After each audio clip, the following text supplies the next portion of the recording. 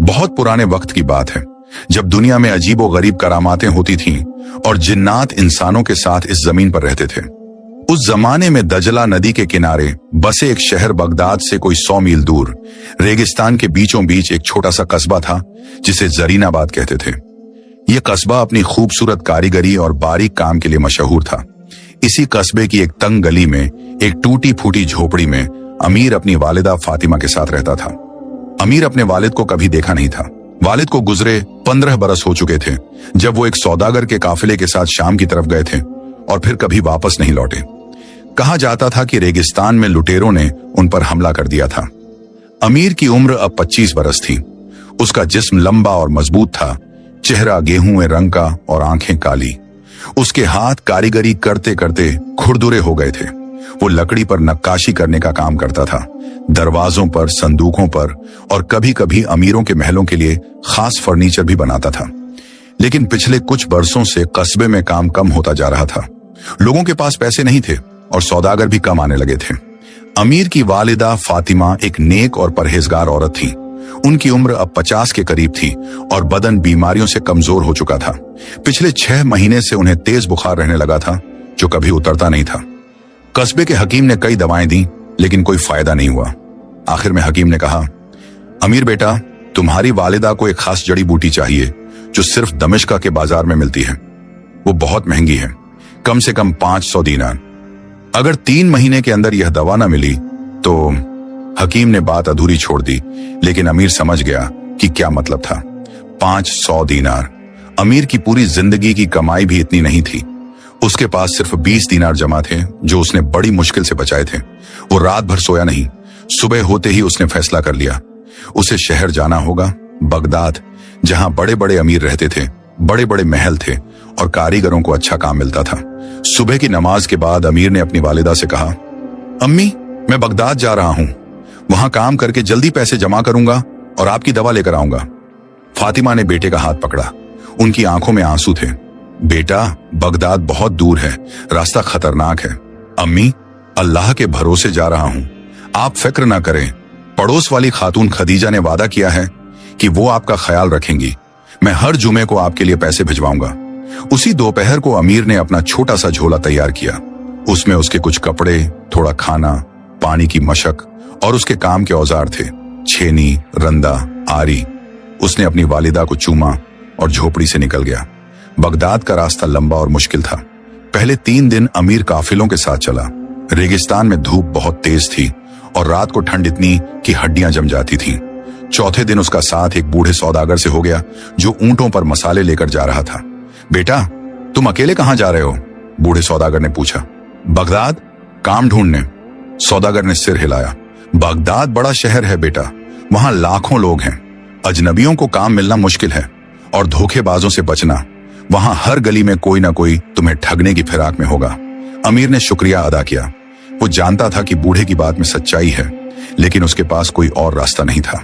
7वें दिन जब सूरज ढलने को था, अमीर एक वीरान इलाके में पहुंचा। यहां न कोई बस्ती थी, न कोई काफिला। चारों तरफ सिर्फ पथरीली जमीन और कांटेदार झाड़ियां थीं। दूर एक पहाड़ी पर उसे एक पुरानी इमारत दिखाई दी, एक हवेली जो अब खंडहर बन चुकी थी। रात होने वाली थी और ठंडी हवाएं चलने लगी थीं। अमीर ने सोचा कि इस खंडहर में रात गुजारना सही रहेगा, कम से कम हवा से बचाव तो हो जाएगा। वो पहाड़ी पर चढ़ा और हवेली के करीब पहुंचा। हवेली बहुत पुरानी थी। इसकी दीवारें ऊंची थीं, लेकिन जगह जगह से टूट चुकी थीं। बड़ा दरवाजा अध खुला था और उसकी कब्जें झंग खा चुकी थीं। अमीर ने अंदर झांका। अंधेरा था, लेकिन चांद की रोशनी में एक बड़ा सहन दिखाई दे रहा था। बीच में एक सूखा फव्वारा था और चारों तरफ टूटे हुए खंभे। अस्सलामु अलैकुम, अमीर ने आवाज लगाई। कोई जवाब नहीं आया, सिर्फ उसकी अपनी आवाज की गूंज सुनाई दी। अमीर अंदर दाखिल हुआ। उसने सहन के कोने में अपना झोला रखा और कुछ सूखी लकड़ियां जमा की जो वहां बिखरी पड़ी थीं। उसने चकमक पत्थर से आग जलाई। लपटें उठी तो आसपास का नजारा और साफ दिखने लगा। हवेली कभी बहुत शानदार रही होगी। दीवारों पर नक्काशी के निशान अब भी दिखाई दे रहे थे। फर्श पर रंगीन पत्थरों से बनी तस्वीरें थीं जो अब धूल से ढकी हुई थीं। एक तरफ सीढ़ियां ऊपर जा रही थीं, लेकिन आधी टूट चुकी थीं। अमीर ने अपने झोले से रोटी और खजूर निकाले और खाना शुरू किया। वो थका हुआ था। 7 दिन की यात्रा ने उसकी सारी ताकत निचोड़ ली थी। उसने सोचा कि खाना खाकर सो जाएगा और सुबह होते ही फिर सफर शुरू करेगा।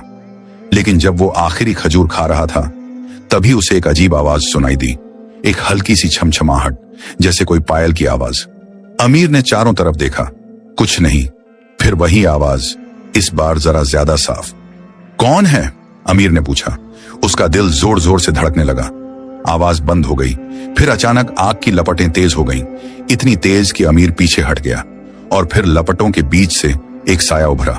पहले तो अमीर को लगा कि उसे वहम हो रहा है, लेकिन नहीं, वो साया धीरे धीरे साफ होता गया। एक औरत की शक्ल, लंबे बाल, चमकती आंखें और ऐसे कपड़े जो इस दुनिया के नहीं लगते थे। वो हवा में तैर रही थी, उसके पैर जमीन को छू नहीं रहे थे। अमीर के मुंह से चीख निकल गई। वो उठकर भागने को हुआ, लेकिन उसके पैर जम गए। वो हिल नहीं सका। खौफ मत करो ए इंसान, औरत ने कहा। उसकी आवाज मीठी थी, लेकिन उसमें एक अजीब सी उदासी थी। मैं तुम्हारा नुकसान नहीं करूंगी। तुम कौन हो? अमीर ने हकलाते हुए पूछा। औरत ने एक लंबी सांस ली। मेरा नाम नूर जहां है। मैं एक जिन्न हूं, जिन्नात की शहजादी, और यह हवेली मेरी कैद है पिछले 300 बरसों से। अमीर का दिमाग घूम गया।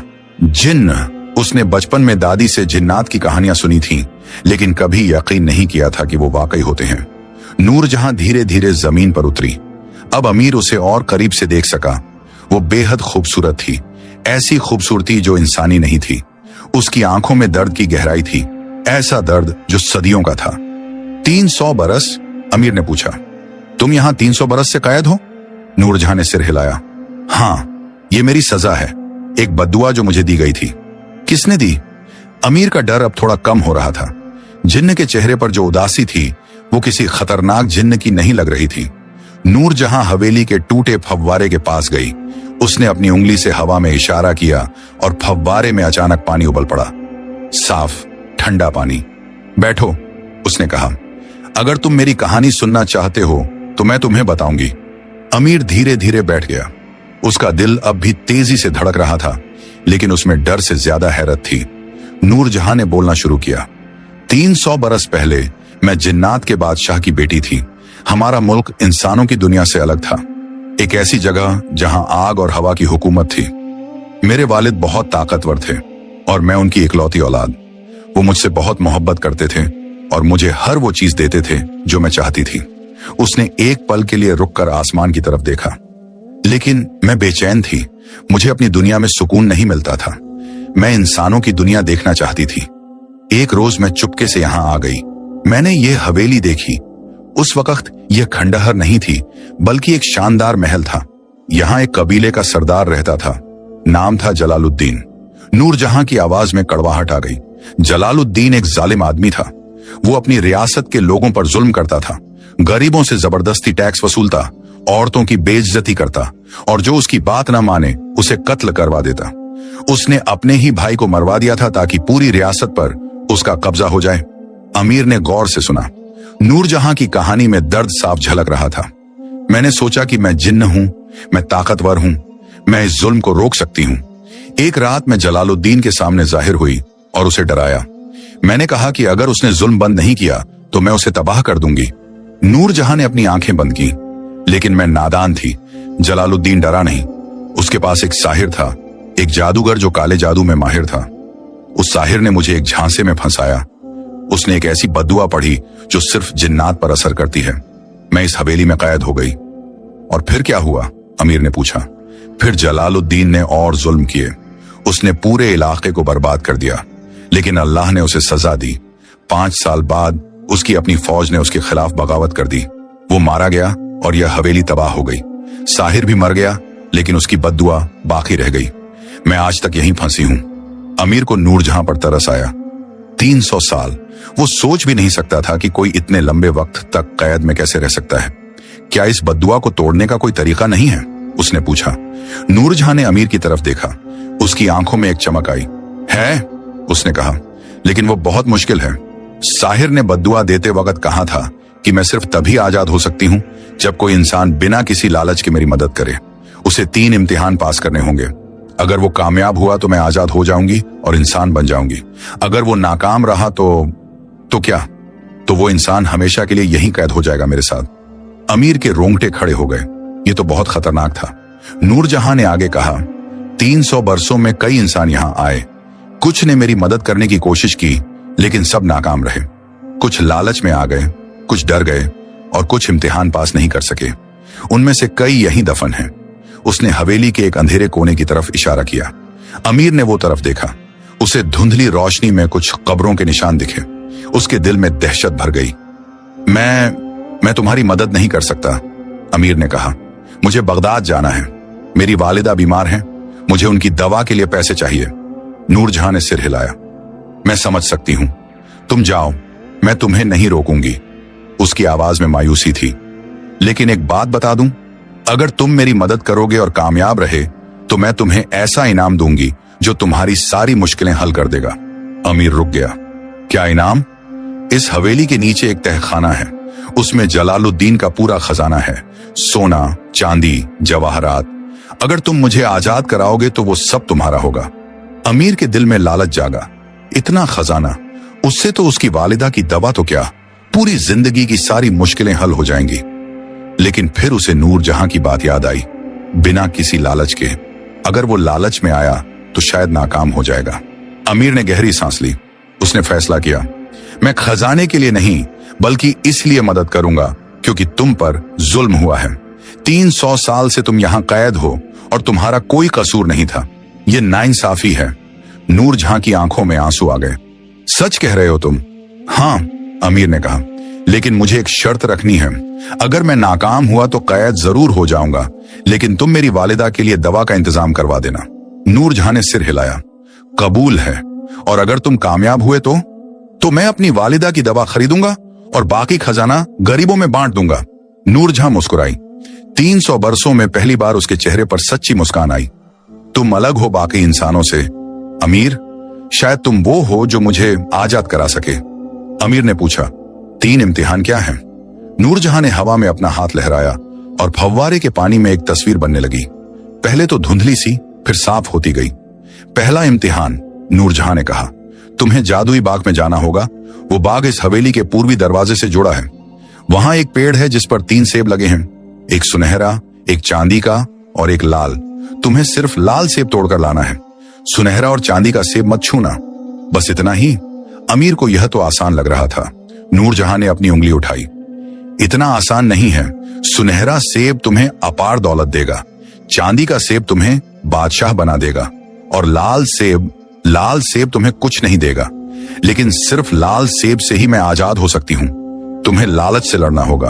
अमीर ने समझ लिया, यह सिर्फ सेब तोड़ने का नहीं बल्कि अपने दिल को काबू में रखने का इम्तिहान था। दूसरा इम्तिहान क्या है? पानी में तस्वीर बदल गई। अब एक गहरा कुआं दिख रहा था। दूसरा इम्तिहान में तुम्हें उस कुएं में उतरना होगा जो हवेली के पश्चिम में है। नीचे एक ऐसा शीशा है जो सच्चाई दिखाता है। तुम्हें वो शीशा तोड़ना होगा। शीशा तोड़ना, यह तो और भी आसान है। नूरजहां ने सिर हिलाया। नहीं, वो शीशा तुम्हें तुम्हारा सबसे बड़ा डर दिखाएगा। वो डर इतना हकीकी लगेगा कि तुम्हें यकीन हो जाएगा कि वो सच है। बहुत से इंसान उस डर को देखकर पागल हो गए। तुम्हें अपने डर से लड़ना होगा और शीशा तोड़ना होगा। अमीर के मुंह का पानी सूख गया। अपने सबसे बड़े डर का सामना वो तो सोच भी नहीं सकता था। और तीसरा इम्तिहान? पानी में फिर तस्वीर बदली। अब एक पुराना संदूक दिख रहा था। तीसरा इम्तिहान सबसे मुश्किल है। हवेली के उत्तर में एक बंद कमरा है। उसमें एक संदूक है। उस संदूक में एक चाबी है, वो चाबी जो मेरी बद्दुआ की जंजीरें तोड़ सकती है। लेकिन संदूक खोलने के लिए तुम्हें अपनी सबसे कीमती चीज की कुर्बानी देनी होगी। सबसे कीमती चीज? अमीर के पास तो कुछ भी कीमती नहीं था। हाँ, और ध्यान रहे, तुम्हारी सबसे कीमती चीज वो नहीं है जो तुम सोचते हो। तुम्हें खुद पता लगाना होगा कि वो क्या है। अमीर ने सोचा। उसके पास कुछ ज्यादा था नहीं, कुछ कपड़े, औजार, थोड़े पैसे। सबसे कीमती तो शायद उसकी वालिदा की दी हुई तावीज थी जो उसके गले में लटकी थी। नूरजहां ने कहा, तुम्हें तीनों इम्तिहान 7 दिनों में पूरे करने होंगे। अगर 7 दिन में तुम कामयाब नहीं हुए तो तुम हमेशा के लिए यहां कैद हो जाओगे। 7 दिन? अमीर के दिल में घबराहट हुई। 7 दिन बहुत कम वक्त था। नूरजहां ने अमीर का हाथ पकड़ा। उसका हाथ ठंडा था, लेकिन उसमें एक अजीब सी गर्माहट भी थी। अमीर, तुम्हें यह करने की जरूरत नहीं है, तुम अभी भी जा सकते हो, मैं तुम्हें नहीं रोकूंगी। अमीर ने नूरजहां की आंखों में देखा।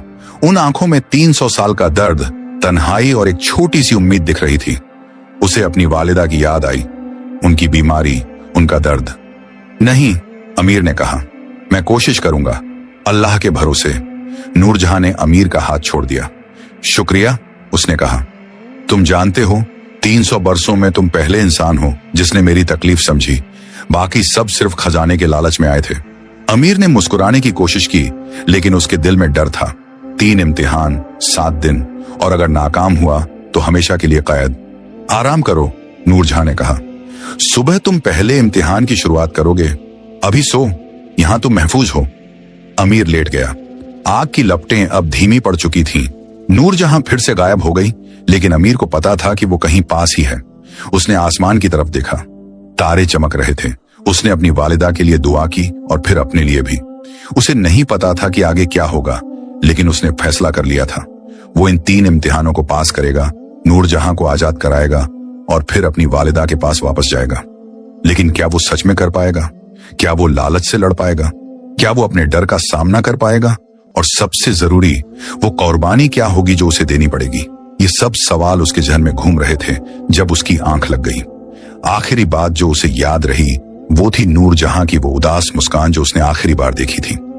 रात गहराती गई। हवेली में सन्नाटा था। बस हवा की सरसराहट सुनाई दे रही थी और एक कोने में अंधेरे में नूरजहां खड़ी थी। वो अमीर को सोते हुए देख रही थी। उसकी आंखों में आंसू थे। या अल्लाह, वो फुसफुसाई, अगर यह इंसान कामयाब हो जाए तो मैं तेरी शुक्रगुजार रहूंगी, और अगर नाकाम हो जाए तो। उसकी आवाज टूट गई। वो नहीं चाहती थी कि एक और इंसान उसकी वजह से कैद हो जाए, लेकिन उसके पास कोई चारा नहीं था। बद्दुआ की जंजीरें बहुत मजबूत थीं। नूरजहां ने अमीर के माथे पर अपना हाथ फेरा। अल्लाह तुम्हारे साथ हो अमीर, उसने कहा। तुम्हें अंदाजा नहीं कि तुमने कितना मुश्किल काम अपने जिम्मे ले लिया है, लेकिन मुझे तुम पर यकीन है। तुम्हारे दिल में सच्चाई है। शायद तुम वो हो जिसका मुझे 300 बरसों से इंतजार था। और फिर वो भी गायब हो गई। सिर्फ आग की धीमी लपटें बाकी रहीं और सोता हुआ अमीर, जिसे अपनी जिंदगी के सबसे बड़े इम्तिहान का सामना करना था। सुबह होने वाली थी और सुबह के साथ शुरू होगा पहला इम्तिहान, जादुई बाग और 3 सेबों का इम्तिहान। अमीर को नहीं पता था कि उसके इंतजार में क्या है, लेकिन उसकी किस्मत अब लिखी जा चुकी थी। सुबह की पहली किरण जब हवेली के टूटे दरवाजे से अंदर आई तो अमीर की आंख खुल गई। एक पल के लिए उसे लगा कि रात जो कुछ हुआ वो सब एक ख्वाब था, लेकिन जब उसने चारों तरफ देखा तो वो अब भी उसी पुरानी हवेली में था। आग बुझ चुकी थी और राख पड़ी थी। फव्वारा अब भी पानी से भरा था, वो पानी जो नूरजहां ने रात को जाहिर किया था। अमीर उठा और अपने बदन से धूल झाड़ी। उसकी गर्दन में दर्द था और बदन अकड़ा हुआ था। उसने फव्वारे से पानी पिया और वुजू किया। फिर उसने फज्र की नमाज अदा की। नमाज में उसने अल्लाह से मदद मांगी, अपनी वालिदा के लिए, अपने लिए और नूरजहां के लिए भी। जब वो नमाज से फारिग हुआ तो उसने नूरजहां को आवाज दी, नूरजहां, मैं तैयार हूं। कुछ देर सन्नाटा रहा। फिर हवा में एक ठंडी लहर चली और नूरजहां जाहिर हो गई। दिन की रोशनी में वो रात से भी ज्यादा खूबसूरत लग रही थी। उसके कपड़े चांदी के धागों से बुने हुए लगते थे और उसके बाल हवा में लहरा रहे थे। तुम सच में यह करना चाहते हो? उसने पूछा। उसकी आवाज में परेशानी थी।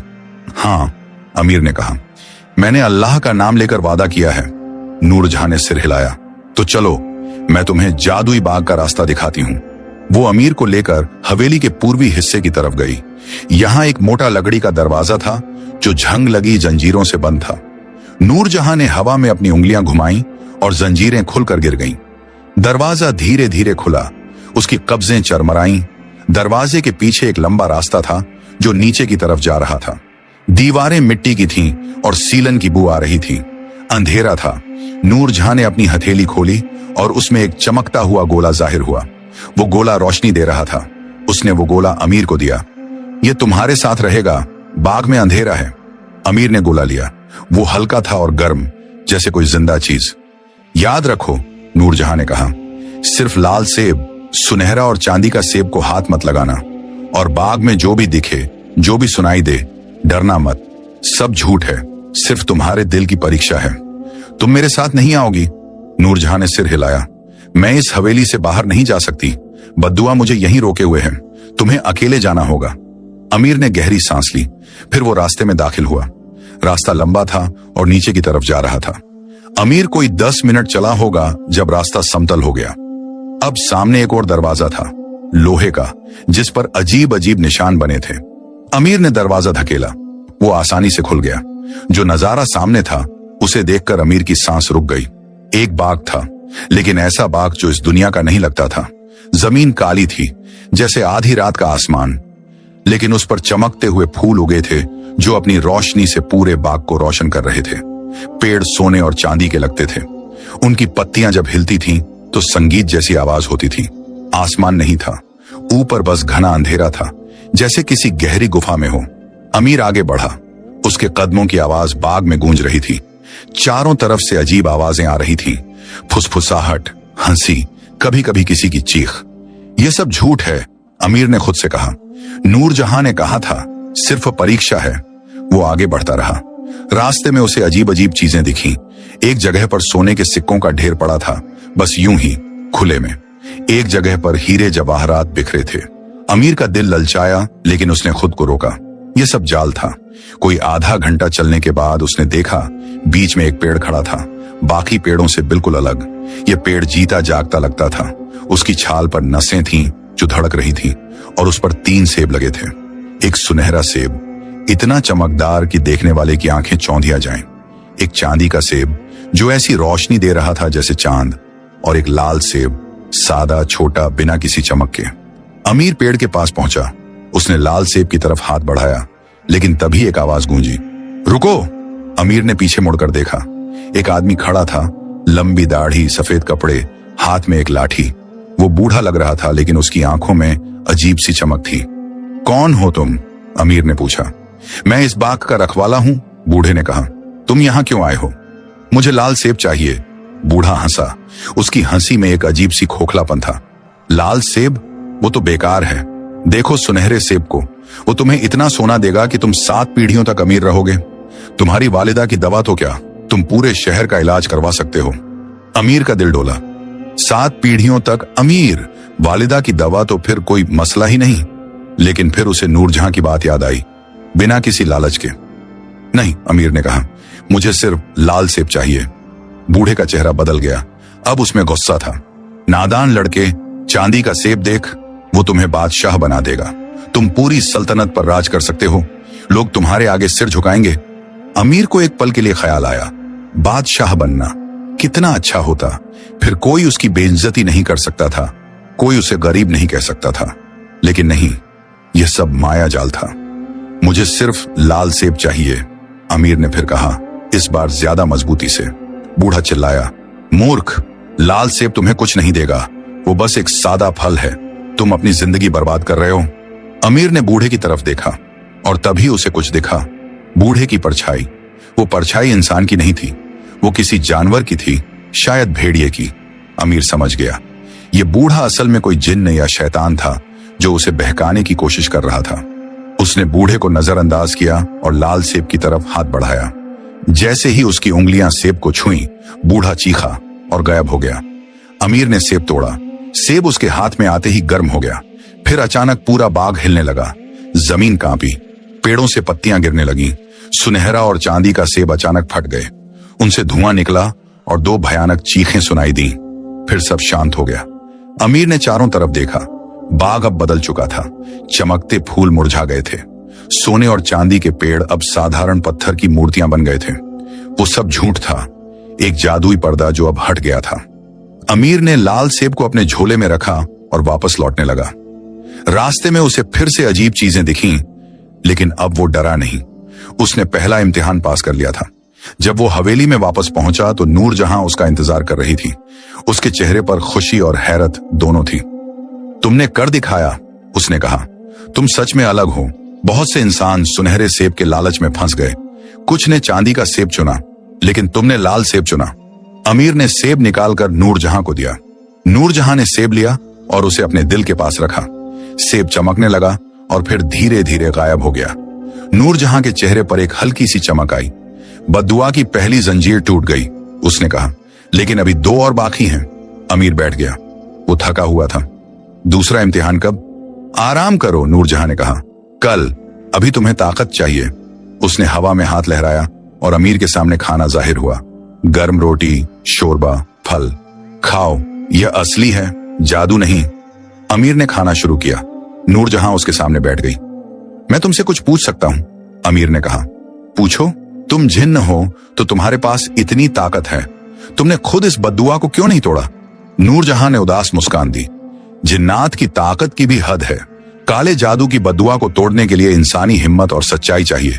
जिन्न झूठ बोल सकते हैं, फरेब दे सकते हैं, लेकिन तुम इंसान हो, तुम्हारे पास इख्तियार है चुनने का, और जब तुम सही रास्ता चुनते हो तो वो ताकत किसी भी जादू से ज्यादा होती है। अमीर ने सोचा। यह बात उसकी समझ में आई।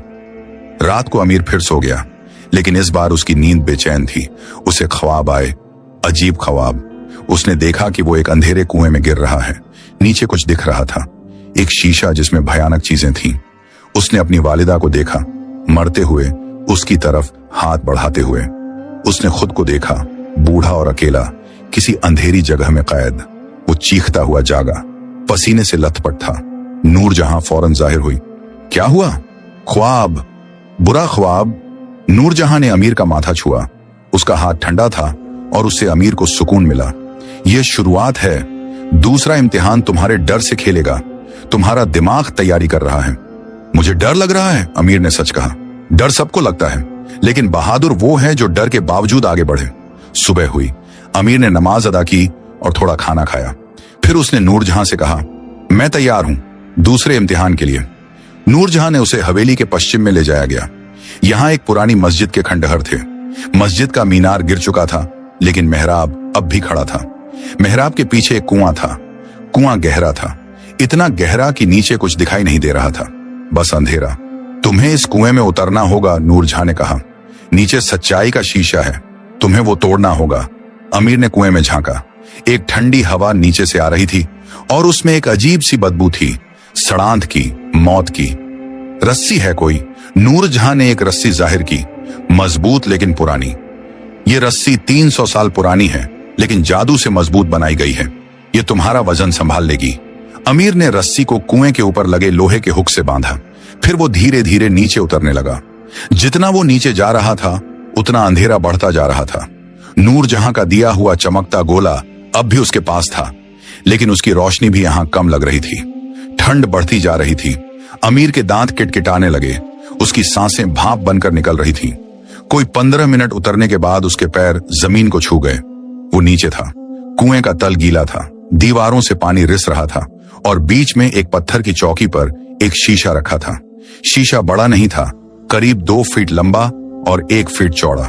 उसका फ्रेम काले लोहे का था, जिस पर अजीब निशान बने थे। अमीर ने शीशे की तरफ देखा। पहले तो उसमें कुछ नहीं दिखा, फिर धीरे धीरे तस्वीर बनने लगी। अमीर ने अपनी वालिदा को देखा। वो बिस्तर पर लेटी थीं, तड़प रही थीं। उनका चेहरा पीला था और आंखें बंद। पड़ोस वाली खातून खदीजा उनके सिरहाने बैठी थीं, रो रही थीं। अमीर, मेरा बेटा कहाँ है? वालिदा की कमजोर आवाज आई। वो मुझे छोड़कर चला गया। अमीर का दिल बैठ गया। यह तो उसका सबसे बड़ा डर था कि वो अपनी वालिदा को बचा नहीं पाएगा। शीशे में तस्वीर बदली। अब एक हकीम दिखाई दिया। वो सिर हिला रहा था। बहुत देर हो गई। अगर उनका बेटा वक्त पर दवा ले आता तो शायद। खातून खदीजा रोते हुए बोली, अमीर कहाँ है? क्यों नहीं आया अभी तक? फिर तस्वीर फिर बदली। अब कब्रिस्तान था, एक ताजी कब्र। उस पर लकड़ी का एक तख्त थी, जिस पर लिखा था फातिमा बिन्त अब्दुल्लाह। नहीं, अमीर चीखा, अम्मी। वो शीशे की तरफ लपका, लेकिन तभी शीशे में तस्वीर फिर बदली। अब खुद अमीर दिखाई दिया, बूढ़ा, टूटा हुआ, गंदे कपड़ों में। वो इसी हवेली के एक कोने में पड़ा था, अकेला। उसकी आंखों में पागलपन था। मैं नाकाम हो गया, बूढ़ा अमीर बड़बड़ा रहा था। मैं अम्मी को बचा नहीं सका। मैं नूरजहां को आजाद नहीं करा सका। मैं यहां हमेशा के लिए कैद हूं। अमीर के घुटने कांप गए। वो जमीन पर गिर पड़ा। यह सब इतना हकीकी लग रहा था। उसे यकीन होने लगा कि यह सच है। नहीं, यह झूठ है, यह सच नहीं हो सकता। लेकिन शीशा उसे और दिखाता रहा। उसने देखा कि कैसे जरीनाबाद के लोग उसकी वालिदा को दफनाने गए, कैसे सबने उसे कोसा। अमीर बेवफा निकला, अपनी मां को छोड़कर चला गया। उसने देखा कि कैसे साल गुजरे और कोई उसे ढूंढने नहीं आया, कैसे लोग उसे भूल गए। अमीर रोने लगा, उसका दिल टूट रहा था। मैं नहीं कर सकता, यह बहुत मुश्किल है, मुझे वापस जाना है अम्मी के पास। तभी उसे नूरजहां की आवाज सुनाई दी, दूर से, बहुत धीमी। अमीर, यह झूठ है, शीशा तुम्हें सिर्फ तुम्हारा डर दिखा रहा है, सच नहीं। लेकिन अमीर की अकल काम नहीं कर रही थी। शीशे की तस्वीरें इतनी हकीकी थीं कि वो उन्हें सच मान रहा था। शीशे में अब एक और तस्वीर आई, नूरजहां। लेकिन अब वो पहले जैसी नहीं थी, वो भयानक लग रही थी। उसके दांत नुकीले थे, आंखें लाल, और वो हंस रही थी। मूर्ख इंसान, शीशे में नूरजहां बोली, तुम सोचते हो मैं तुम्हारी मदद चाहती हूं? मैं तो बस एक और इंसान को फंसाना चाहती थी। अब तुम हमेशा यहां रहोगे, मेरी गुलामी में। नहीं, अमीर चीखा, तुमने झूठ बोला, तुमने मुझे धोखा दिया। वो उठा और शीशे पर झपटा। उसने शीशे को अपनी मुट्ठी से मारा, लेकिन शीशा नहीं टूटा। उसका हाथ जख्मी हो गया और खून बहने लगा। शीशे में तस्वीरें और तेजी से बदलने लगी। अब अमीर को हर वो चीज दिख रही थी जिससे वो डरता था। अकेलापन, नाकामी, अपने प्यारों की मौत, बेइज्जती। रुको, अमीर चीखा, बस करो। लेकिन शीशा नहीं रुका। अमीर वहीं जमीन पर बैठ गया। उसने अपना सिर अपने हाथों में ले लिया। वो हार मान रहा था। तभी उसे अपनी गर्दन में कुछ महसूस हुआ। उसकी वालिदा की दी हुई ताबीज, उसमें कुरान की एक आयत लिखी थी। अमीर ने ताबीज को निकाला और उसे पकड़ लिया। फिर उसने आंखें बंद की और धीरे से वो आयत पढ़नी शुरू की। रब्बी यस्सिर वला तुअस्सिर, रब्बी तम्मिम बिल खैर। ऐ मेरे रब, आसान कर और मुश्किल मत कर। ऐ मेरे रब, खैर के साथ पूरा कर। जैसे जैसे वो पढ़ता गया, उसका दिल शांत होता गया। उसे अपनी वालिदा की याद आई, उनकी मुस्कान, उनका प्यार, उनकी दुआएं। अम्मी हमेशा कहती थीं, अमीर ने सोचा, कि डर सिर्फ शैतान की चाल है। अल्लाह पर भरोसा रखो तो कोई डर नहीं रह जाता। अमीर ने आंखें खोली। शीशा अब भी वही भयानक तस्वीरें दिखा रहा था, लेकिन अब अमीर उनसे डर नहीं रहा था। तुम झूठ हो, उसने शीशे से कहा। तुम सिर्फ मेरे डर हो, हकीकत नहीं। उसने अपनी ताबीज उठाई और शीशे पर दे मारी। इस बार शीशे में दरार पड़ गई। मेरी वालिदा जिंदा हैं, अमीर ने जोर से कहा। अल्लाह उनकी हिफाजत कर रहा है। एक और चोट, शीशा और टूटा। नूरजहां ने मुझे धोखा नहीं दिया, वो सच्ची है। एक और चोट, और मैं नाकाम नहीं होऊंगा। मैं अल्लाह के भरोसे आया हूं। आखिरी चोट के साथ शीशा चकनाचूर हो गया, हजारों टुकड़ों में बिखर गया, और उन टुकड़ों से एक रोशनी निकली, इतनी तेज कि अमीर को आंखें बंद करनी पड़ी। जब उसने आंखें खोली तो शीशा गायब हो चुका था। बस पत्थर की चौकी बची थी और उस पर एक छोटी सी चाबी पड़ी थी, चांदी की। अमीर ने चाबी उठाई। वो ठंडी थी, लेकिन उसमें एक अजीब ताकत महसूस हो रही थी। तभी ऊपर से नूरजहां की आवाज आई, अमीर, तुमने कर दिखाया। अमीर ने रस्सी पकड़ी और ऊपर चढ़ना शुरू किया। उसके हाथ जख्मी थे और दर्द हो रहा था, लेकिन उसके दिल में खुशी थी। जब वो ऊपर पहुंचा तो नूरजहां उसका इंतजार कर रही थी। उसकी आंखों में आंसू थे। तुमने दूसरा इम्तिहान पास कर लिया, उसने कहा। 300 बरसों में तुम पहले हो जो इतनी दूर आए। बाकी सब शीशे के डर में पागल हो गए या हार मान ली। अमीर ने चाबी नूरजहां को दी।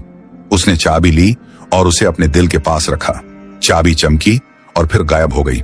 बद्दुआ की दूसरी जंजीर टूट गई, नूरजहां ने कहा। उसके शरीर में पहले से ज्यादा चमक आ गई थी। उसका चेहरा ज्यादा इंसानी लगने लगा था। अब बस एक इम्तिहान बाकी है, अमीर ने कहा। नूरजहां ने सिर हिलाया। हाँ, और वो सबसे मुश्किल है।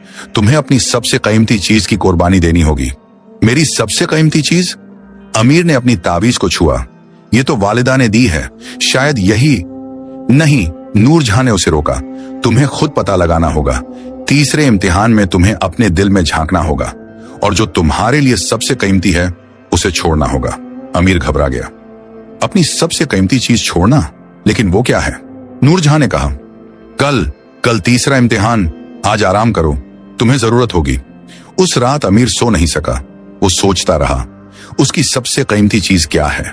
उसकी वालिदा, उसका हुनर, उसकी जिंदगी। और अगर उसे यह सब छोड़ना पड़ा तो? चांद आसमान में चमक रहा था और अमीर जाग रहा था, अपने आखिरी इम्तिहान के बारे में सोचते हुए। तीसरी सुबह जब हुई तो अमीर की आंखों में नींद का नामो निशान नहीं था। वो पूरी रात जागता रहा था, सोचता रहा था। उसकी सबसे कीमती चीज क्या थी? वो ताबीज जो वालिदा ने दी थी। उसके काम के औजार जो उसकी रोजी रोटी का जरिया थे, या फिर कुछ और जो उसे अभी तक समझ नहीं आया था। उसने फज्र की नमाज अदा की और लंबी दुआ मांगी। आज का दिन फैसले का था। आज तय होगा कि वो नूरजहां को आजाद करा पाएगा या फिर हमेशा के लिए इस हवेली में कैद हो जाएगा। नूरजहां सुबह की पहली किरण के साथ जाहिर हुई। आज वो पहले से और ज्यादा बदली हुई नजर आ रही थी।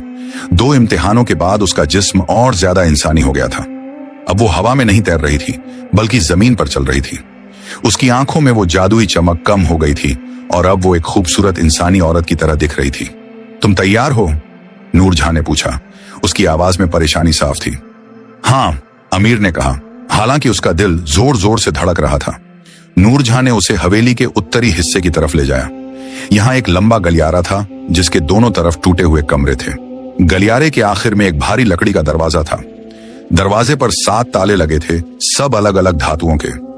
ये बंद कमरा है, नूरजहां ने कहा। 300 बरसों से इसे किसी ने नहीं खोला।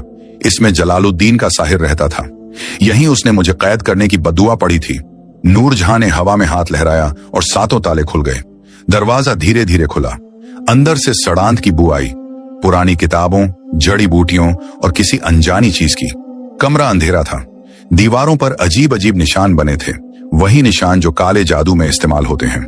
एक कोने में एक पुरानी मेज पड़ी थी जिस पर किताबें और शीशियां रखी थीं, और बीच में जमीन पर एक संदूका रखा था। संदूका काले लोहे का था जिस पर सोने की नक्काशी थी। वो बंद था और उस पर कोई ताला नहीं था। यही है, नूरजहां ने कहा। इस संदूक में वो आखिरी चाबी है जो मेरी बद्दुआ की आखिरी जंजीर तोड़ सकती है। लेकिन यह संदूक सिर्फ तभी खुलेगा जब तुम अपनी सबसे कीमती चीज की कुर्बानी दोगे। अमीर संदूक के पास गया।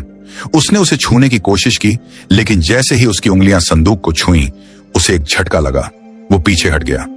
इसे छुआ नहीं जा सकता, नूरजहां ने कहा। पहले कुर्बानी देनी होगी।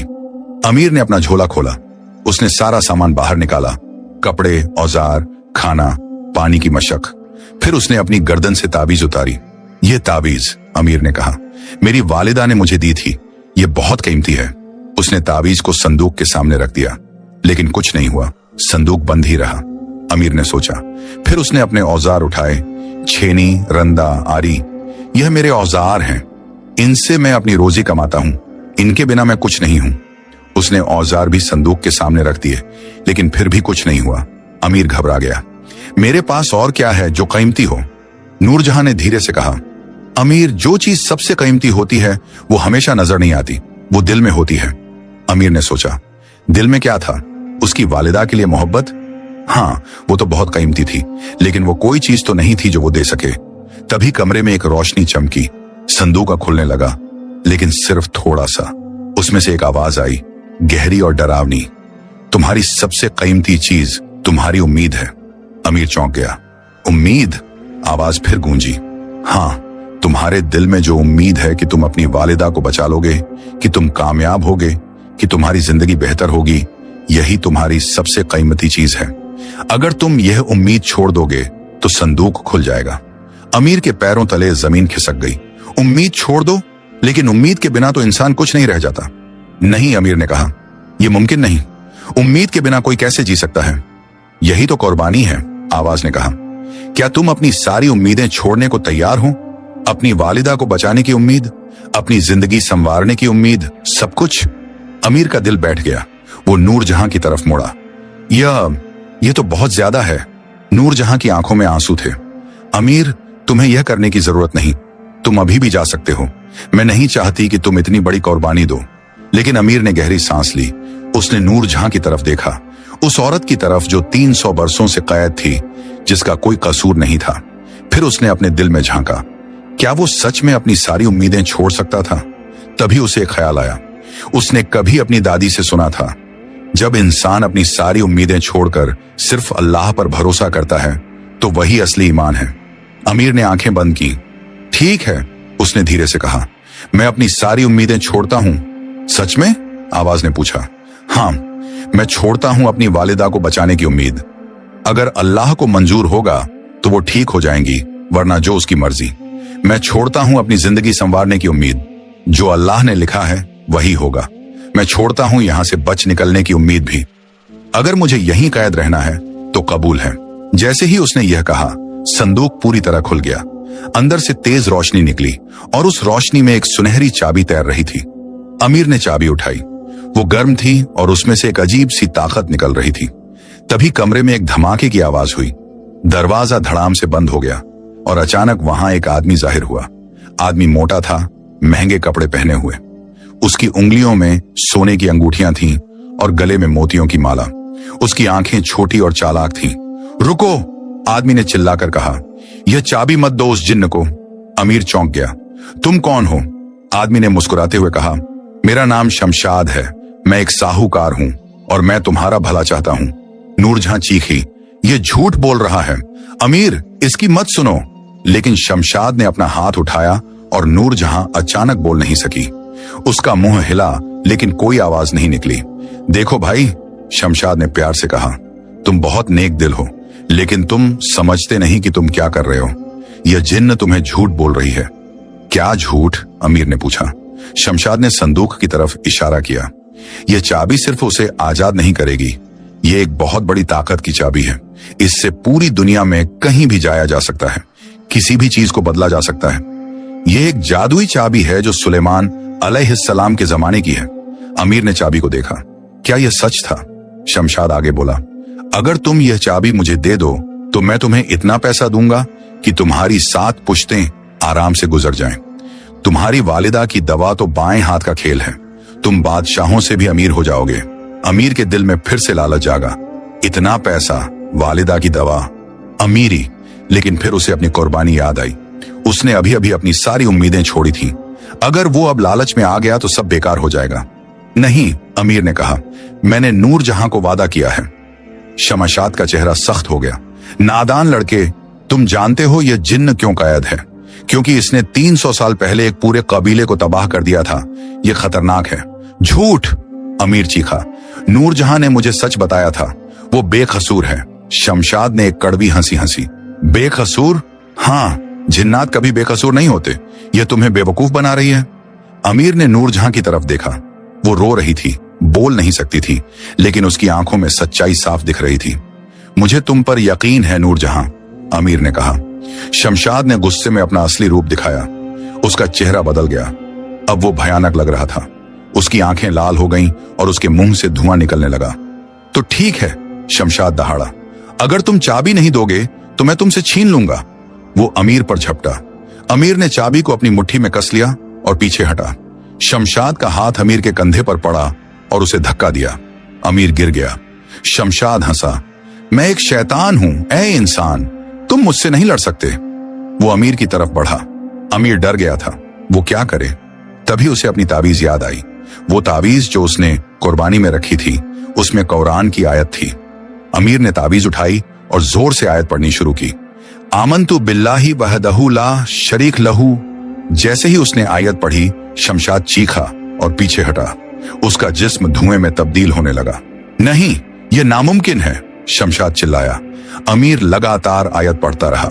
शमशाद का जिस्म और पिघलता गया और आखिर में वो पूरी तरह गायब हो गया। सिर्फ एक बदबूदार धुआं बाकी रहा जो खिड़की से बाहर निकल गया। नूरजहां को अचानक अपनी आवाज वापस मिल गई। अमीर, तुमने उसे भगा दिया। अमीर उठा। उसके हाथ कांप रहे थे। वो शैतान था। हाँ, वो जलालुद्दीन के साहिर की रूह थी।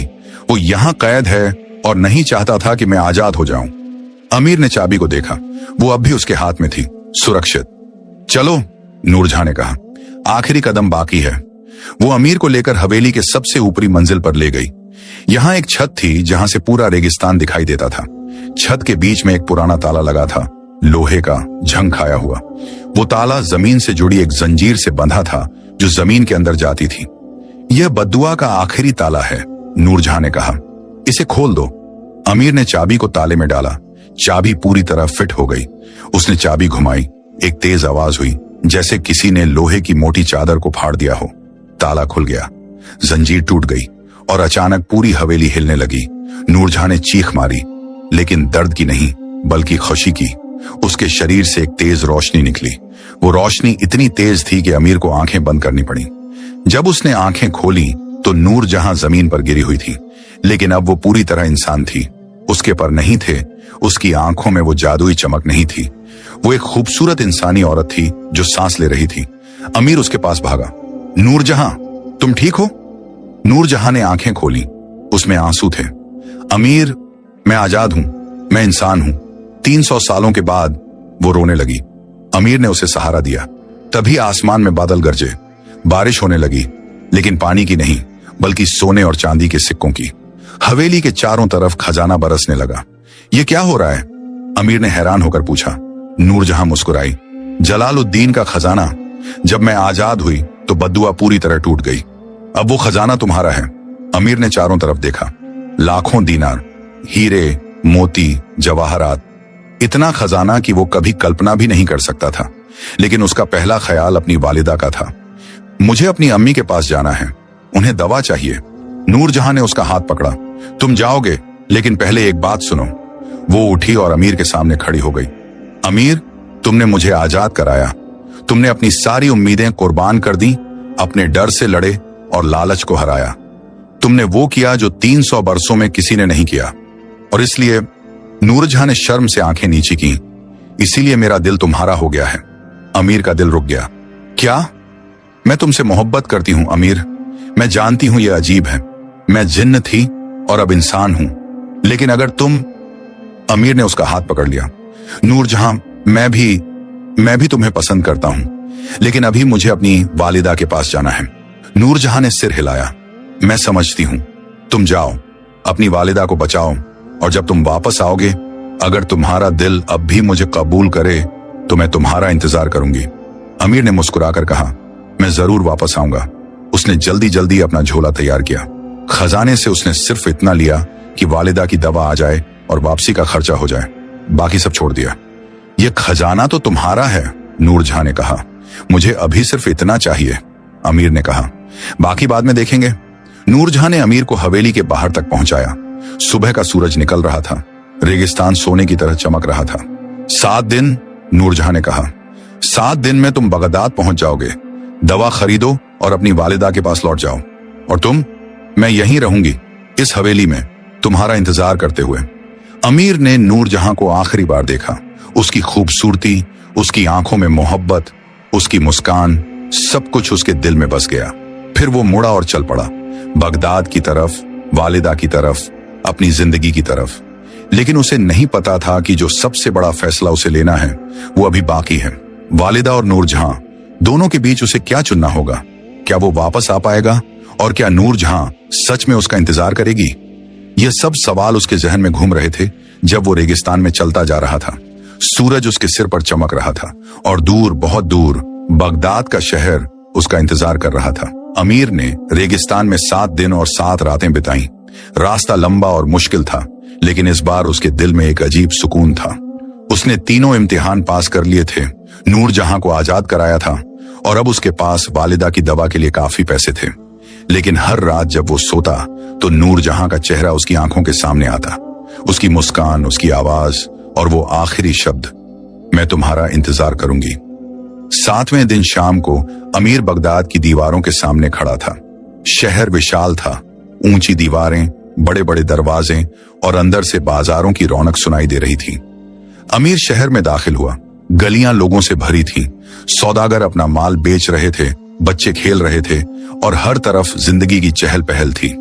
अमीर को अपना छोटा कस्बा जरीनाबाद याद आया, जो इस शहर के सामने कुछ भी नहीं था। उसने एक बूढ़े से पूछा, दवाओं का बाजार कहाँ है? बूढ़े ने एक गली की तरफ इशारा किया। वो रहा, लेकिन बेटे सावधान रहना, बगदाद में बहुत धोखेबाज हैं। अमीर ने शुक्रिया अदा किया और दवाओं के बाजार की तरफ चल पड़ा। बाजार में हर तरह की दुकानें थीं, जड़ी बूटियों की, मलहम की, तेलों की। हर दुकानदार अपना माल बेचने के लिए चिल्ला रहा था। अमीर ने सबसे बड़ी दुकान में कदम रखा। दुकान का मालिक एक मोटा आदमी था जिसकी लंबी दाढ़ी थी। उसका नाम याकूब था। मुझे एक खास जड़ी बूटी चाहिए, अमीर ने कहा। मेरे कस्बे के हकीम ने कहा था कि यह सिर्फ दमिश्क से आती है। याकूब ने आंखें सिकोड़ी। दमिश्क की जड़ी बूटी वो बहुत महंगी है, 500 दीनार। अमीर ने अपने झोले से पैसे निकाले। याकूब की आंखें चमक उठी जब उसने सोने के दीनार देखे। ठहरो, याकूब ने कहा। उसने अंदर से एक छोटी सी शीशी निकाली। यह रहा, बहुत दुर्लभ है लेकिन असर जरूर करेगा। अमीर ने 500 दीनार दिए और शीशी ली। वो शीशी बहुत छोटी थी लेकिन उसमें एक हरे रंग का तरल था जो मीठी खुशबू दे रहा था। अपनी वालिदा को रोज सुबह एक बूंद पिलाना, याकूब ने समझाया। 10 दिनों में वो ठीक हो जाएंगी। अमीर ने शीशी को संभाल कर अपने झोले में रखा। उसका दिल खुशी से भर गया। आखिरकार उसके पास वालिदा की दवा थी। वो बाजार से निकल रहा था कि तभी एक आदमी उसके सामने आया। वो आदमी लंबा और पतला था, काले कपड़े पहने हुए। उसकी आंखें गहरी और तेज थीं। तुम अमीर हो? आदमी ने पूछा। अमीर चौंक गया। हाँ, लेकिन तुम मुझे कैसे जानते हो? आदमी ने एक रहस्यमयी मुस्कान दी। मेरा नाम इस्माइल है, मैं एक दरवेश हूं और मुझे नूरजहां ने भेजा है। अमीर का दिल जोर से धड़का। नूरजहां ने? वो ठीक तो है? इस्माइल का चेहरा गंभीर हो गया। नहीं, वो खतरे में है, मुझे तुम्हें बताना होगा। उसने अमीर को एक शांत गली में ले जाया। वहां उसने अपनी बात शुरू की। अमीर, जब तुमने नूरजहां को आजाद कराया तो बद्दुआ टूट गई, लेकिन बद्दुआ देने वाला साहिर की रूह अब भी जिंदा है। तुमने उसे देखा था, शमशाद के रूप में। वो सिर्फ उस वक्त भागा था, मरा नहीं था। अमीर को याद आया। हाँ, वो शैतान अब वापस आ गया है, इस्माइल ने कहा, और इस बार वो और ताकतवर है। उसने नूरजहां को फिर से कैद करने का मंसूबा बनाया है। तुम्हारे जाने के बाद उसने हवेली पर हमला किया। नूरजहां लड़ रही है लेकिन वो अकेली है और कमजोर। अब जब वो इंसान बन गई है तो उसके पास वो जादुई ताकत नहीं रही। अमीर का खून खौल उठा। मुझे वापस जाना होगा। हाँ, इस्माइल ने कहा, लेकिन जल्दी करो। अगर तुम 3 दिनों में नहीं पहुंचे तो शमशाद नूरजहां को एक और बद्दुआ से बांध देगा, और इस बार वो इंसान नहीं बल्कि एक लाश बन जाएगी, न जिंदा न मुर्दा। अमीर ने अपना झोला कसकर पकड़ा। उसके मन में एक तूफान उठ रहा था।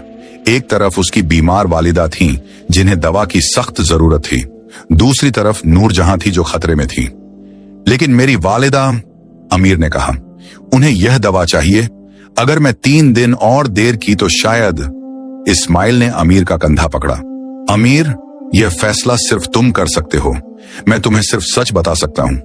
तुम्हारी वालिदा बीमार हैं लेकिन अभी जिंदा हैं। हकीम ने 3 महीने का वक्त दिया था और अभी 2 महीने बाकी हैं, लेकिन नूरजहां के पास सिर्फ 3 दिन हैं। अमीर का सिर चकरा गया। यह कैसा फैसला था? दोनों उसके लिए अहम थे। तभी उसे नूरजहां के शब्द याद आए। तुमने अपनी सारी उम्मीदें कुर्बान कर दी। और उसकी वालिदा के शब्द, बेटा, हमेशा सही बात करना, चाहे कितनी भी मुश्किल क्यों ना हो। अमीर ने गहरी सांस ली। मैं नूरजहां के पास जाऊंगा।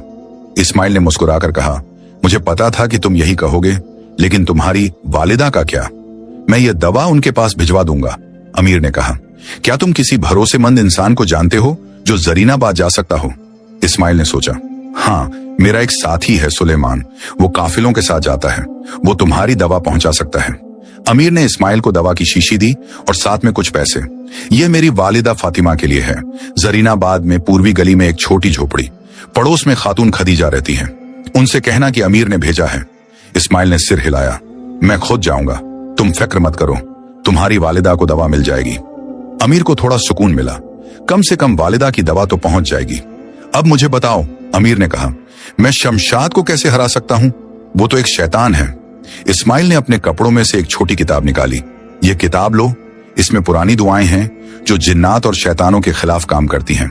लेकिन याद रखो, ये सिर्फ तभी काम करेंगी जब तुम्हारी नीयत साफ हो और दिल में यकीन हो। अमीर ने किताब ली। वो पुरानी थी, पीले पन्नों वाली, और उस पर अरबी में लिखा था। एक और बात, इस्माइल ने कहा, शमशाद की असली ताकत उसके दिल में है। वो दिल एक पत्थर में बदल चुका है जो उसने हवेली के तहखाने में छुपा रखा है। अगर तुम वो पत्थर तोड़ दो तो शमशाद मर जाएगा। तहखाना? अमीर ने पूछा। नूरजहां ने बताया था कि तहखाने में जलालुद्दीन का खजाना है। हाँ, लेकिन खजाने के पीछे एक गुप्त कमरा है। वहां शमशाद ने अपना दिल छुपाया है। तुम्हें वो ढूंढना होगा। अमीर ने सब कुछ समझ लिया। उसे हवेली वापस जाना था, तहखाना ढूंढना था और शमशाद के दिल को तोड़ना था। तुम्हारे पास 3 दिन हैं, इस्माइल ने फिर याद दिलाया। अल्लाह तुम्हारे साथ हो। अमीर ने इस्माइल को सलाम किया और बगदाद से बाहर निकल गया। इस बार उसके पास पैसे थे तो उसने एक ऊंट खरीदा। ऊंट तेज था और अमीर ने रात दिन सफर किया। पहला दिन गुजरा। रेगिस्तान गर्म था और अमीर को प्यास लगती रही, लेकिन उसने रुकना नहीं। उसे नूरजहां के पास पहुंचना था। दूसरा दिन गुजरा।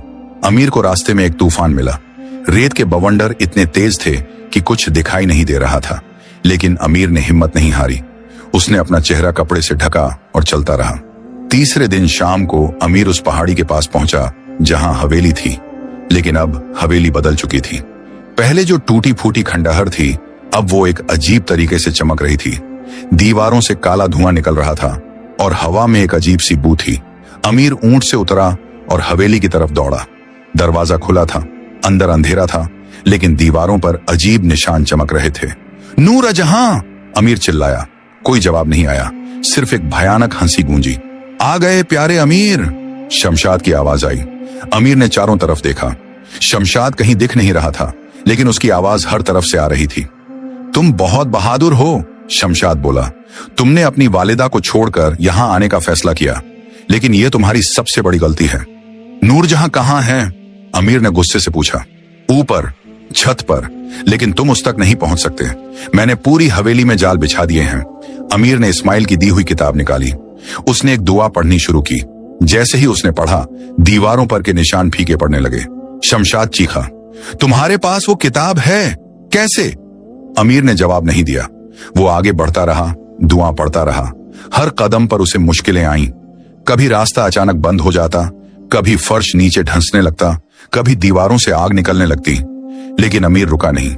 वो सीढ़ियां चढ़ता गया। आखिरकार वो छत पर पहुंचा और वहां उसने देखा नूरजहां। वो जमीन पर लेटी थी, बेहोश। उसके चारों तरफ काली जंजीरें थीं जो उसे बांधे हुए थीं। उसका चेहरा पीला था और होंठ सूखे हुए। नूरजहां, अमीर उसके पास भागा, लेकिन तभी शमशाद जाहिर हुआ। इस बार वो अपने असली रूप में था, एक भयानक शैतान, लंबा, काला, आंखें लाल और मुंह से आग निकल रही थी। तुम यहां तक आ गए? शमशाद दहाड़ा। लेकिन अब तुम मरोगे। वो अमीर पर झपटा। अमीर ने किताब से एक और दुआ पढ़ी। शमशाद रुक गया, जैसे किसी अदृश्य दीवार से टकराया हो। यह दुआएं मुझे नहीं रोक सकती, शमशाद चिल्लाया। मैं 300 साल पुराना हूं। मेरी ताकत किसी दुआ से ज्यादा है। अमीर को इस्माइल की बात याद आई। शमशाद का दिल पत्थर में, तहखाने में। तुम्हारी ताकत सिर्फ इसलिए है क्योंकि तुम्हारा दिल यहां नहीं है, अमीर ने कहा। शमशाद का चेहरा बदल गया, उसमें डर आ गया। तुम्हें कैसे पता? अमीर मुस्कुराया। मुझे सब पता है और मैं तुम्हारे दिल को तोड़ूंगा। शमशाद ने रास्ता रोकने की कोशिश की, लेकिन अमीर ने और तेजी से दुआ पढ़ी। शमशाद कमजोर पड़ने लगा। अमीर ने नूरजहां की जंजीरें तोड़ने की कोशिश की। जंजीरें बहुत मजबूत थीं, लेकिन किताब की एक खास दुआ से वो टूट गईं। नूरजहां ने आंखें खोली। अमीर, तुम आ गए? हां, अमीर ने कहा, और मैं तुम्हें बचाऊंगा। शमशाद चीखा, नहीं, यह नामुमकिन है। अमीर ने नूरजहां को सहारा दिया। तहखाना कहां है? नूरजहां ने कमजोर आवाज में कहा। नीचे, सहन में, फव्वारे के नीचे एक गुप्त रास्ता है। अमीर ने नूरजहां को उठाया और सीढ़ियों से नीचे उतरने लगा। शमशाद उनके पीछे पीछे आ रहा था, लेकिन दुआओं की वजह से वो उन्हें छू नहीं सकता था। सहन में पहुंचकर अमीर ने फव्वारे के पास देखा। पानी अब सूख चुका था। उसने फव्वारे के बीच वाले पत्थर को धकेला। पत्थर खिसका और नीचे एक सीढ़ी दिखाई दी। अमीर ने नूरजहां को वहीं लिटाया।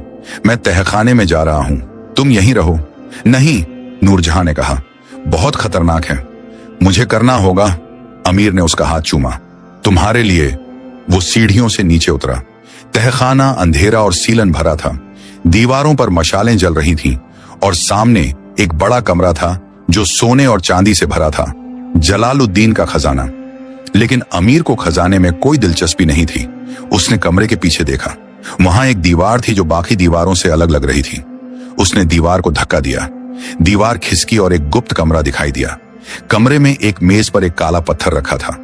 पत्थर धड़क रहा था जैसे किसी जिंदा दिल की तरह। शमशाद का दिल, अमीर फुसफुसाया।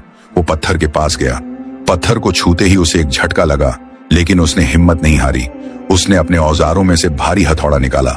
ऊपर से शमशाद की चीख सुनाई दी, नहीं, मत तोड़ो उसे। मैं तुम्हें जो चाहो दूंगा, पूरा खजाना और भी ताकत, बस उसे मत तोड़ो। लेकिन अमीर ने सुना नहीं। उसने हथौड़ा उठाया और पूरी ताकत से पत्थर पर दे मारा। पत्थर में दरार पड़ गई। शमशाद की चीख और तेज हो गई। अमीर ने एक और बार मारा। पत्थर और टूटा। तीसरी बार पत्थर चकनाचूर हो गया। ऊपर से एक भयानक चीख आई, फिर सब शांत हो गया। अमीर ऊपर भागा।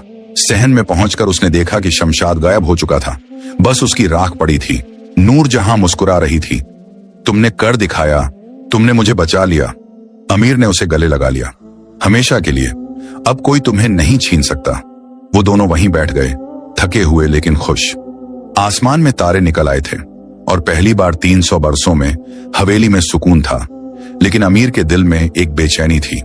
उसकी वालिदा, क्या दवा उन तक पहुंच गई थी? क्या वो ठीक हो रही थी? नूरजहां ने उसका चेहरा देखा। तुम परेशान हो वालिदा, अमीर ने कहा। जाओ, नूरजहां ने कहा, अपनी वालिदा के पास जाओ, उन्हें तुम्हारी जरूरत है। लेकिन तुम?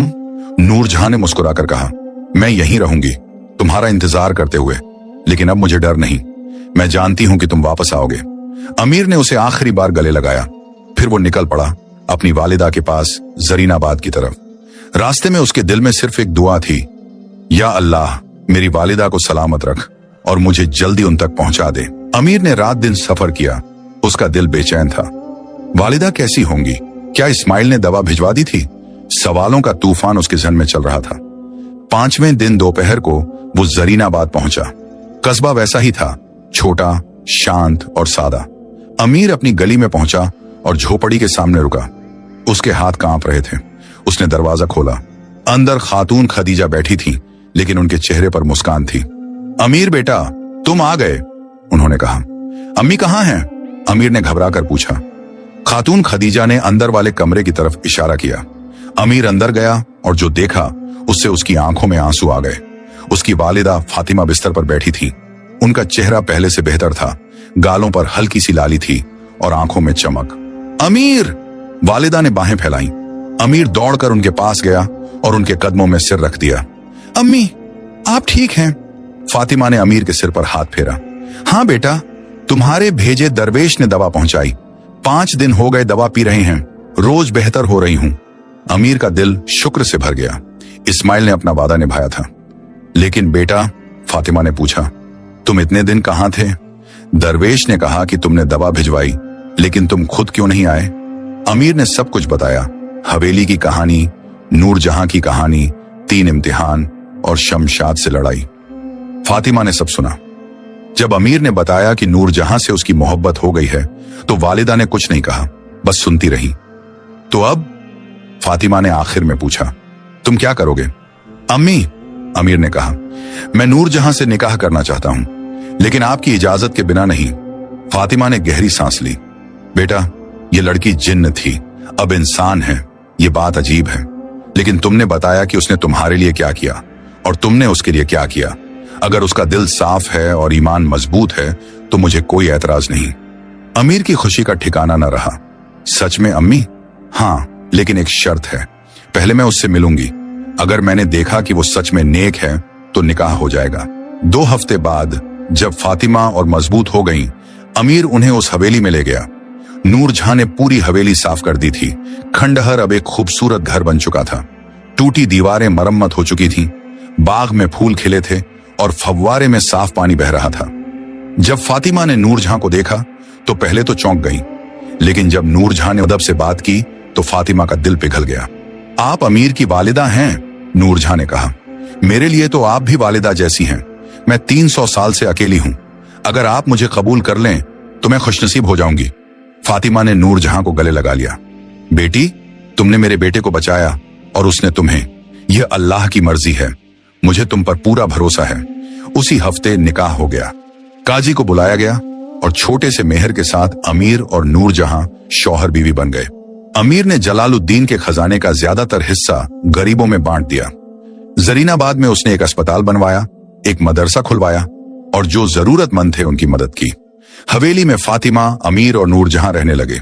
नूरजहां ने फातिमा की खूब सेवा की। फातिमा पूरी तरह ठीक हो गई और कई साल खुशी से जी। कुछ महीनों बाद नूरजहां को एक बेटे का एहसास हुआ। जब बच्चा पैदा हुआ तो उसका नाम रखा गया इस्माइल, उस दरवेश के नाम पर जिसने अमीर की मदद की थी। साल बीतते गए। अमीर और नूरजहां की मोहब्बत और गहरी होती गई। उनके 3 बच्चे हुए, 2 बेटे और 1 बेटी। हवेली हमेशा खुशियों से गूंजती रहती। लोग दूर दूर से अमीर की कहानी सुनने आते। कैसे एक गरीब कारीगर ने एक जिन्न शहजादी को आजाद कराया, कैसे उसने अपने दिल की आवाज सुनी और सही रास्ता चुना। एक दिन बहुत साल बाद जब अमीर बूढ़ा हो चुका था और नूरजहां के बाल सफेद हो चुके थे, वो दोनों छत पर बैठे थे। सूरज डूब रहा था और आसमान लाल था। कभी पछताए? नूरजहां ने पूछा कि तुमने एक जिन्न से निकाह किया? अमीर ने हंसकर कहा, एक पल के लिए भी नहीं। तुमने मुझे जिंदगी का असली मतलब सिखाया, प्यार, कुर्बानी और ईमान। नूरजहां ने उसका हाथ पकड़ा, और तुमने मुझे इंसानियत सिखाई। मैं जिन्न की तरह 300 साल जी चुकी थी, लेकिन असली जिंदगी तुम्हारे साथ शुरू हुई। वो दोनों चुपचाप बैठे रहे, हाथों में हाथ डाले, जिंदगी के आखिरी पलों को जीते हुए। और जब अमीर की आखिरी सांस आई तो नूरजहां उसके पास थी। उसने अमीर का हाथ चूमा और फुसफुसाई, अगले जहान में फिर मिलेंगे मेरे महबूब। अमीर मुस्कुराया और आंखें बंद कर लीं। नूरजहां उसके बाद सिर्फ 1 साल जी। लोगों ने कहा कि उसका दिल टूट गया था। 1 साल बाद वो भी इस दुनिया से चल बसी। उन दोनों को एक साथ दफनाया गया, उसी हवेली के बाग में जहां कभी उनकी मुलाकात हुई थी। और आज भी जो उस हवेली से गुजरता है उसे एक अजीब सुकून मिलता है, जैसे कि प्यार की एक पाक खुशबू हवा में तैर रही हो। लोग कहते हैं कि कभी कभी चांदनी रातों में 2 परछाइयां बाग में चलते दिखाई देती हैं, एक कारीगर और एक शहजादी, हाथों में हाथ, हमेशा के लिए साथ। यह थी जिन्न की आखिरी मोहब्बत की कहानी, एक मोहब्बत जो मौत से भी आगे तक गई। सबका सच्ची मोहब्बत वो है जो कुर्बानी मांगे, सच्चा ईमान वो है जो मुश्किलों में काम आए, और सच्ची जिंदगी वो है जो दूसरों के लिए जी जाए। कहानी समाप्त।